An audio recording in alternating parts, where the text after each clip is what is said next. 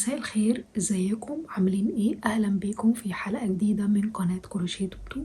النهاردة هنتكلم عن موضوع مهم جدا جدا، موضوع انا جربته شخصيا والحمد لله يعني جايب معايا نتائج كويسة، فحبيت ان انا اشارك معاكم التجربة ديت. المرة اللي فاتت انا نزلت فيديو على القناة كان وشي تقريبا متخطط كده وكان فيه مربعات كتير، وقلت لكم اللي دوت فراكشن ليزر، ووعدتكم ان انا ان شاء الله اعمل فيديو عن الفراكشن ليزر وعن تأثيره على الجلد وتأثيره عامة بالنسبة لي انا. تمام. بس قبل ما ابدأ اتكلم على الفراكشن ليزر انا حابة اعرفكم جزء علمي بسيط جدا جدا عن الفراكشن ليزر عشان تكون المعلومة كاملة او يكون الصورة واضحة بالنسبة لكم. تمام. فخلينا الاول نعمل اي حاجة كده نشربها عشان الحلقة تقريبا ممكن تطول شوية، ونرجع مرة تانية.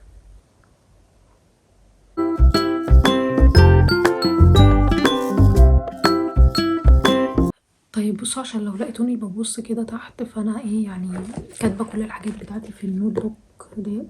ماشي. فعشان بس لو لقيتوني ببص تحت يعني.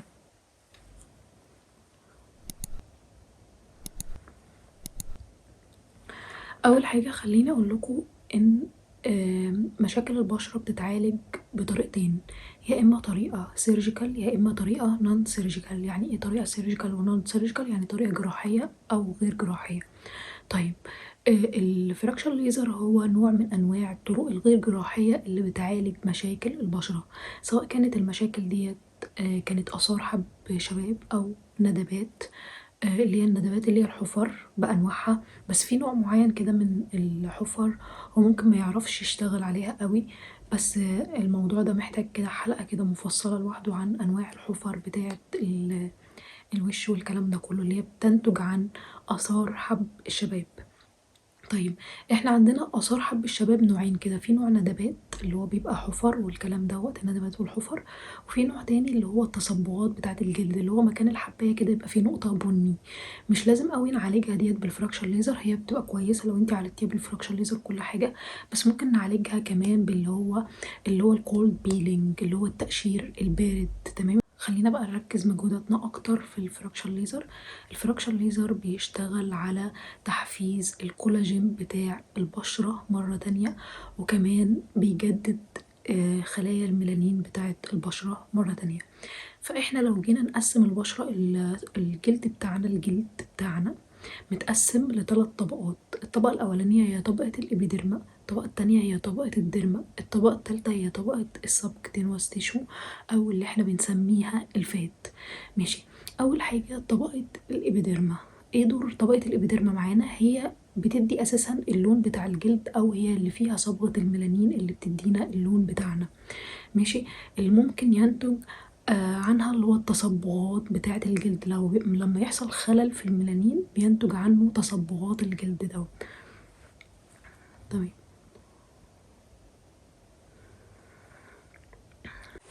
بعد كده عندنا طبقة الديرما. طبقة الديرما ديت هي الطبقة اللي فيها الكولاجين وفيها الإلاستين اللي هو مسؤول عن المرونة والشدة بتاعة الجلد، اللي هو مع التقدم في السن بيظهر بقى الخطوط بتاعة الوش كده بيبدأ يظهر تجاعيد. طبقة هنتكلم فيها هي سبكتينوس تيشو، هي الفات، وهي أساسا الطبقة الدهنية، ومن اسمها كده باينة قوي إن هي دي الطبقة الدهنية بتاعة الجلد أو بتاعة الجلد بتاعنا. الليزر زي ما قلت لكم اللي هو بيجدد خلايا الميلانين دي مرة تانية. ماشي. وكمان بيجدد الألياف بتاعة الكولاجين مرة تانية. تمام. خليني اقول لكم ان هو بيعيد تشكيل الياف الكولاجين مره تانية. تمام. فيعتبر هو بيشتغل على طبقتين من الجلد، بيشتغل على طبقه الابيديرما وبيشتغل على طبقه الديرما. تمام. استخدامات بقى شعاع الفراكشن ليزر بالظبط، استخداماته ايه؟ استخداماته في اثار الحبوب. ماشي.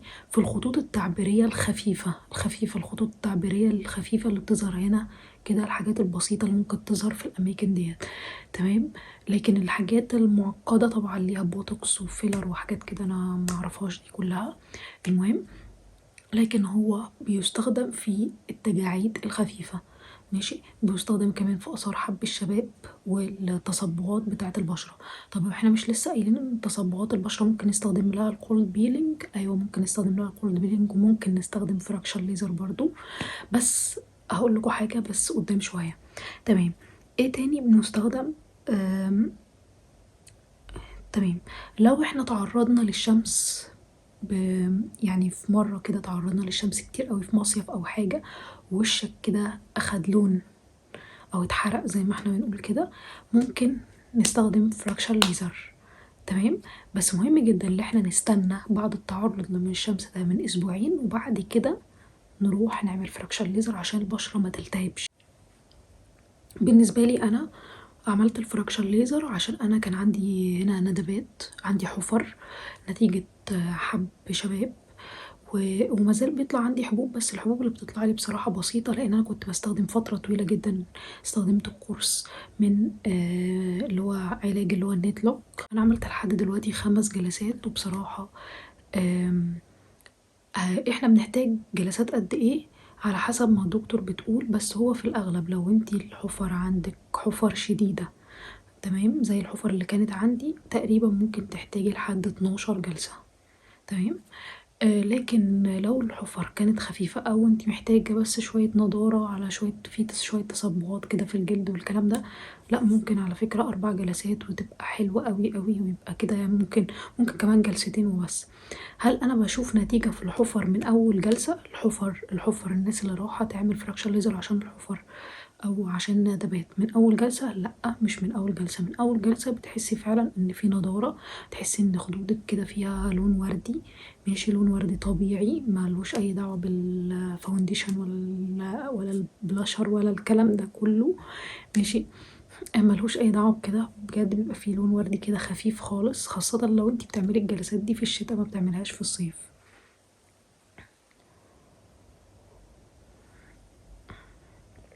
طيب. في بقى حاجة تانية هنقولها، احنا قلنا كده استخدامات الفراكشن ليزر. في مرحلة التجهيز بقى للفراكشن ليزر، انا دلوقتي خلاص قررت ان انا اعمل فراكشن ليزر، او الدكتور رحت للدكتور وقالت لي ان انت محتاجة جلسة فراكشن ليزر عشان مثلا ندبات او علشان اي سبب من الاسباب اللي احنا نعملها. ايه الحاجات اللي انا بعملها قبل الجلسة؟ قبل الجلسة في حدود كده من اسبوعين ل3 اسابيع مهم جدا ان انت تبعدي عن الديرمارول.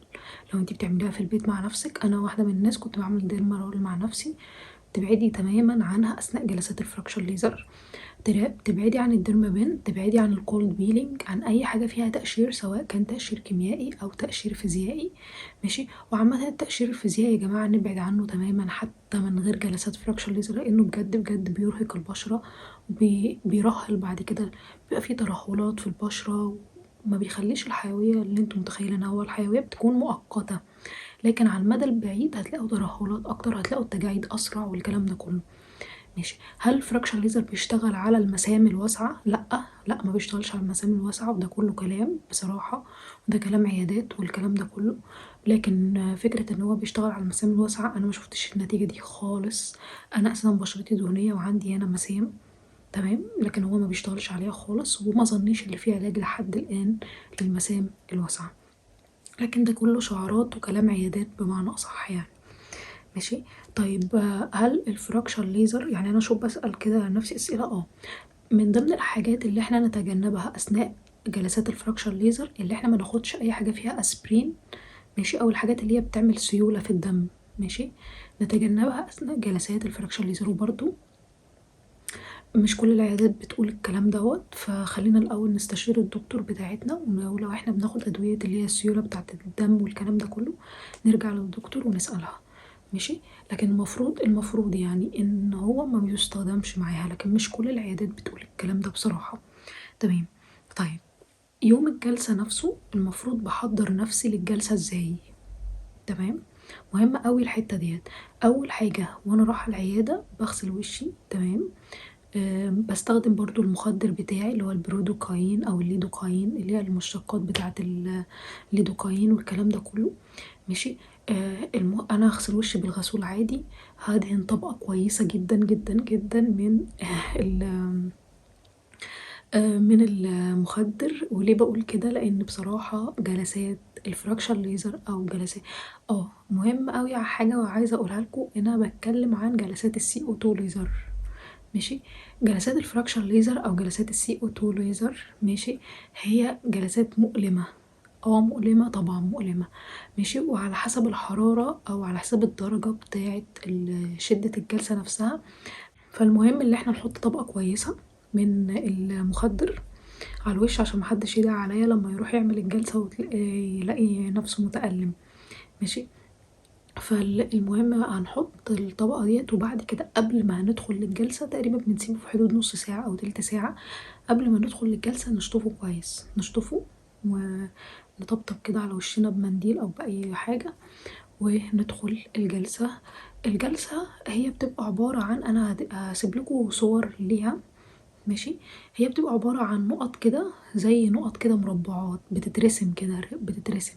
ماشي. هي ظريفة جدا، حتى الشكل العام بتاعها يعني ما بيبقاش سيء الدرجة بتاعة الفراكشر ليزر التقليدي بتاع زمان. بعد كده بيقع بعد قد ايه الحاجات دي كلها؟ النقط دي بتقع من تقريبا تالت يوم من الجلسة لحد 7 أيام، بيفضل وشك أساسا يوقع كده. الملمس بتاعه ما بيبقاش أحسن حاجة بسبب ان هو ملمسه عامل زي الرمل كده. ماشي. يعني احنا عايشين في سينا فعارفين ملمس الرمل، لكن مش عارفة الناس اللي عايشة في المدن التانية مش ما بتعرفش ملمس الرمل، ما عندهمش رمل هناك. هل بعد الجلسة بيبقى فيه ألم والكلام ده كله؟ بعد الجلسة بتحسي يعني اللحظة اللي انتي بتخرجي منها من الأوضة بتاعت الفراكشن ليزر والكلام ده كله، بتحسي بنار كده شوية في وشك، التهاب كده كأن في التهابات في وشك.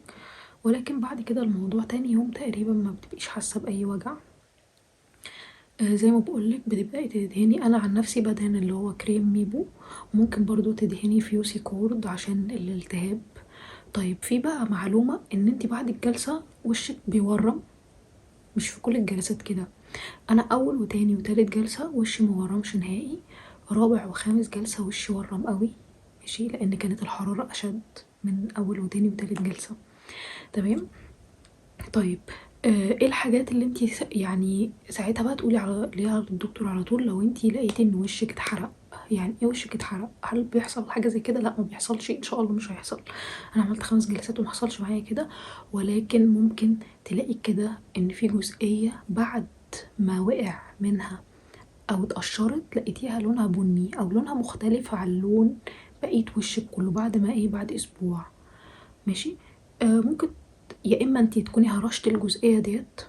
لو انتي هرشتي ونزلتي الحبوب ديت ساعتها هيحصل عندك التهابات شديدة قوي، والالتهاب يعني اسمرار. طيب بتستخدمي ايه بقى ساعتها؟ بتستخدمي اي كريم تفتيح، بس ارجعي برضو للدكتور بتاعتك عشان ممكن في بعض الكريمات تفتيح بتهيج اساسا البشرة.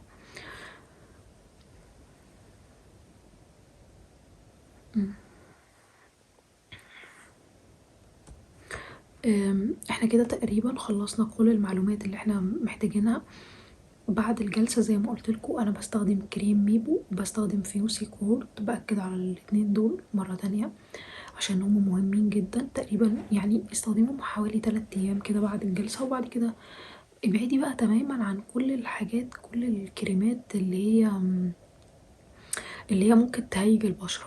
ابعدي بقى عن فيتامين سي لو انت بتستخدمي سيرم فيتامين سي، لو انت بتستخدمي ريتينول، الحاجات دي كلها ابعدي عنها. يعني تقريبا كده من اسبوع ل10 ايام. ماشي. انا بخاف قوي فبحط لنفسي 10 ايام، مع انها ممكن بعد ما يكون وشك قشر وخلاص ممكن تستخدميها تاني، بس انا بخاف احسن وشي يحصل فيه مشكلة، فعشان كده ببعد عنها تماما تقريبا في حدود 10 ايام كده، وبعد كده برجع لها تاني عادي. طب هنطلع بعد امتى بقى نتعرض للشمس؟ عادي من تاني يوم، عادي جدا ممكن تطلعي على فكرة. بس حطي صن بلوك ما تحطيش ميك اب، حطي صن بلوك ما تحطيش ميك اب. تمام.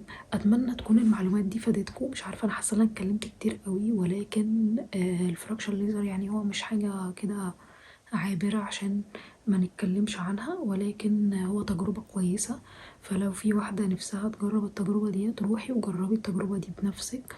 ولكن خلي بالك، خدي بالك جدا ان زي ما انتي هتروحي وتدفعي في حاجة فلوس هتستثمري في بشرتك، فمهم جدا ان انتي تاخدي بالك قبل الجلسة هتعملي ايه وبعد الجلسة هتعملي ايه.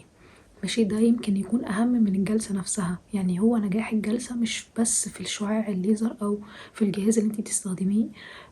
برضو للمعلومة انا كنت بستخدم اللي هو الجهاز بتاع اللي هو ديكا بنتو اللي هو CO2 ليزر. ماشي، الجهاز ده كويس جدا جدا، وتقريبا هو احسن جهاز للCO2 ليزر في مصر على ما اتوقع يعني.